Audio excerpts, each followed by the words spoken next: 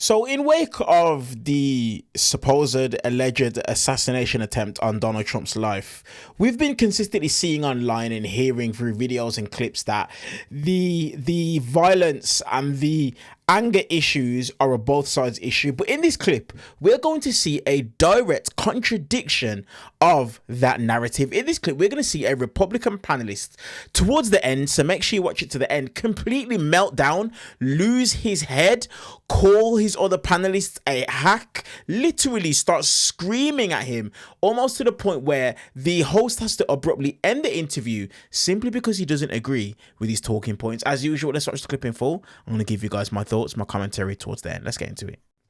With me now are Mike Nellis, Madeline Somerville, and Jesse Arm. Mike, let's start with you. The midterms, okay, maybe they're not going to be a complete layup for the Democrats. I saw this new piece in The Hill titled "Democrats Worry They May Be Taking the Wrong Lesson from Recent Wins." Some Democrats are warning that backlash against President Trump does not necessarily mean support of their policies and rhetoric. So what are your thoughts on that, Mike? Well, I think it's going to come down to the individual candidates who are running in their district, and Democrats have done, in my view, a pretty good job of recruiting some great candidates. The Republicans are giving us a lot to work with here. I might take issue with you there.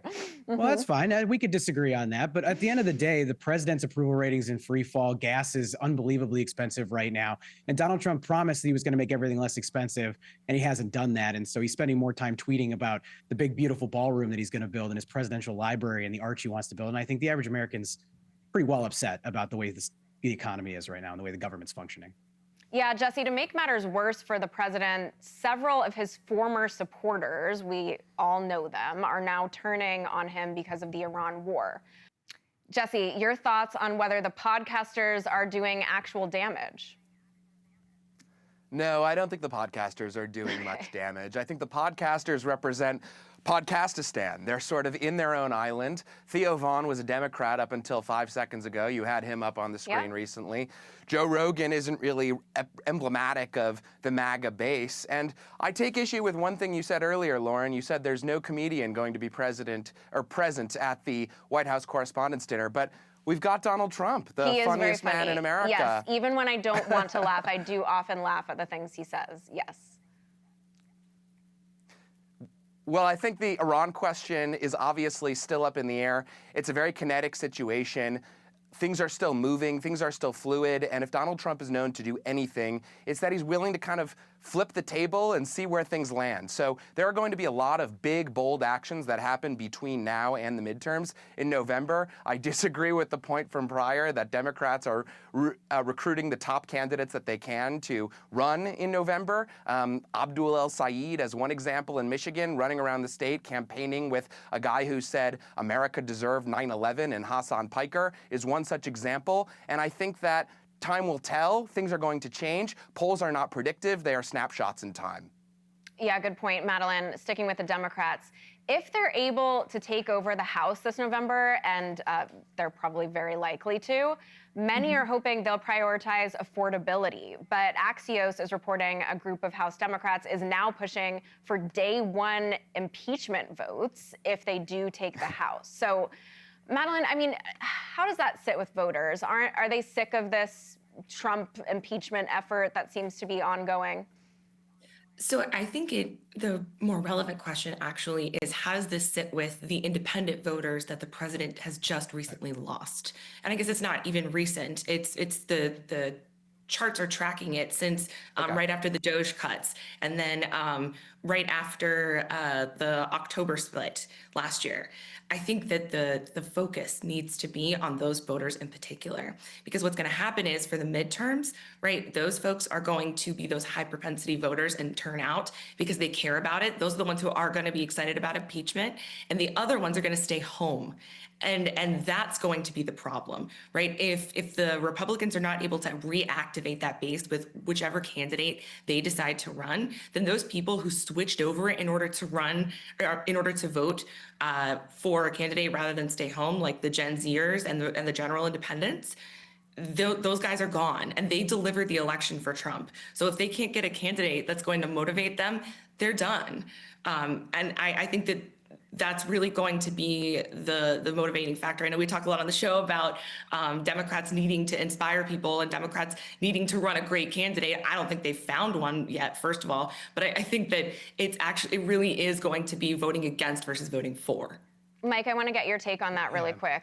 Do you see things any differently? I mean, I see things a lot differently here, if I'm being honest with you. The first point on the podcast, bros, for a second, is that Joe Rogan and Theo Von and the rest of them were a huge part of Donald Trump's election victory. And I think yes, because the independents watched it. It's an apolitical space. And let's talk about independents for a second, because Donald Trump is more unpopular with independent voters than Richard Nixon was at the height of the Watergate scandal and George W. Bush was at the height of the Iraq wars on popularity. And there's a lot more independent voters today. And the number of people who are identifying as MAGA or Republican voters is shrinking by the day. So when Donald Trump talks about how high his approval rating is with MAGA, it's a smaller slice of the pie. So even if Democrats run bad candidates, or maybe not the most ideal candidates, which I don't think is what's really happening effectively on the ground, I think Democrats are basically as close to a lock as you can be right now today. Is Abdul El-Sayed an ideal candidate? Is that your view? I was going to ask Jesse about that. Hold on, let Jesse jump in really quick. Abdul El-Sayed. Hold on, before he does that, can I finish my point? Because he interrupted me for just a second. No, you can't. I'm going to jump in 1 second. No, I don't think you get to just decide doing that. Abdul El-Sayed is an example. Hold on. No, you want to grab on to Abdul, but he's not even the front runner in the race. This is what Republicans do. They pluck somebody out of the race and they go, I'm going to talk about this Democrat, but he's not the one who's actually going to win that primary, most likely. What's actually happening is independents heard all of that and they don't care. Hold on, Madeline, hold on, Jesse, now you.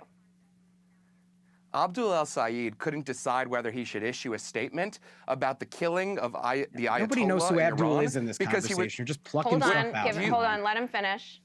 Sad. Abdul El-Sayed. I think a lot of people know who the Ayatollah was, okay? Because the American people know who the Ayatollah is. Nobody knows what you're talking about. Take out the world's leading state sponsor of terrorism.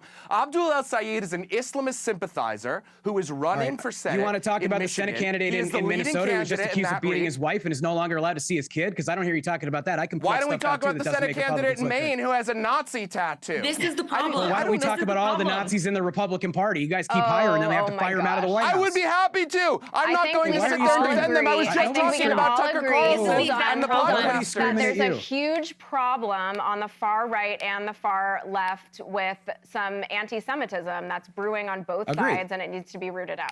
Okay, I want to move No, you don't agree. You're not willing to call it out on your own side. I agree. I call it out on my own side all the time. But you're a dishonest partisan hack. Okay, who are you willing to call out on your own side? Who's an anti-Semite on the left? Who's an anti-Semite on the left? Why are you screaming right now? I'm asking you a question. Please answer it. What's the question again? I'm screaming at you. I'm screaming at you. Name one anti-Semite on the left if you're willing to call it out in your own party. I mean, there's plenty of people online. I mean, when the independents stay home in general, you're going to regret this conversation. Excuse me. Are you willing to call it out on your own side or not? Are you willing? I mean, are you willing to admit that this president is a complete failure and this is the best you have? Like, it's excellent points of disagreement that are very important and interesting to our viewers. Let's make things a little bit later. Let's go around the horn and give our predictions for the White House Correspondents' Dinner. Rumors are some reporters are going to protest outside of this. President Trump's breaking his boycott and he will attend. Can I just get each of you on some predictions of how you think this is going to play out? Mike, Jesse, Madeline, in that order. Yeah, I think Donald Trump will make a joke that will make me laugh harder than I want to admit. That's what I think will happen. I think he'll come up with one good one that'll be pretty darn good. All right. Jesse. I think Mike is going to hate it. Okay, Madeline. I'm not even going to watch it, to be honest with you. Madeline, bring it around now. Bring it home for us. I think Trump struggles to take a joke. It would be very wise for him to attend and to be able to deal with people making fun of him. I think that what he needs to do is make his own image warmer so that he can win those people back that he lost, that Republicans should be afraid will stay home in the general. Very good, all. Thank you, Mike Nellis. So, I want you guys to just see right there. Now, everybody knows what happened at the White House Correspondent Dinner. There was a alleged assassination attempt on Donald Trump's life. But what I want to focus on is this. Everything that we've been seeing since. We've been seeing people talking about Democrats are the violent ones. There's a violent streak on the left. But take this video as just a small segment, a small example. We've just seen an individual. The head loss in this clip was out of this world. I was not expecting him to lose his head the way he did.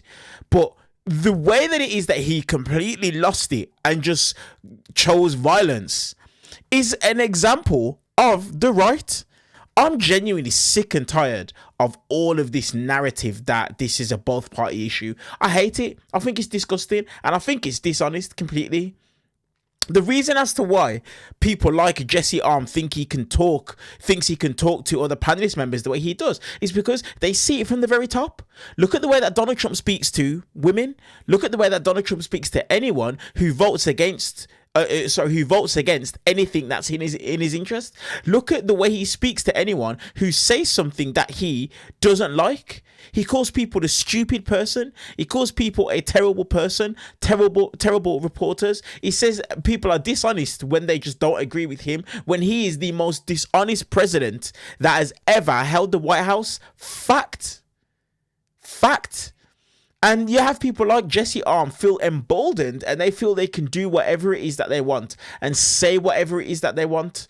I'm just sick and tired of this talk that it's a both sides issue. I think it's wrong. I think it's a lie. And I think it's something that needs to be called out. And Democrats need to stand on business a whole lot more than what it is that they're doing at the moment. Because I'm seeing them pandering, and I don't like it. I don't like it at all. Just because of the fact that you criticize and disagree with Donald Trump and his policies, that doesn't mean that you want him to be assassinated. That doesn't mean that at all. Two things can be true. You can criticize him for his terrible policies and for being a terrible person, because let's have it right, he is. But then you can also not want him to be assassinated. And that is completely okay. Completely okay. But I just wanted to bring this clip to you guys, just to highlight, you saw a panel. 2 Republicans, the host and Jesse Arm, and 2 Democrats, Mike Nellis and Malene Somerville. And you saw the one person was the one that completely lost his head and melted down. You saw it. Jesse Arm, the Republican. Let me know your guys' thoughts on this clip down in the comment section below. Do me a favor, hit the thumbs up, hit the subscribe button, and turn on the bell notification. See you guys in the next one.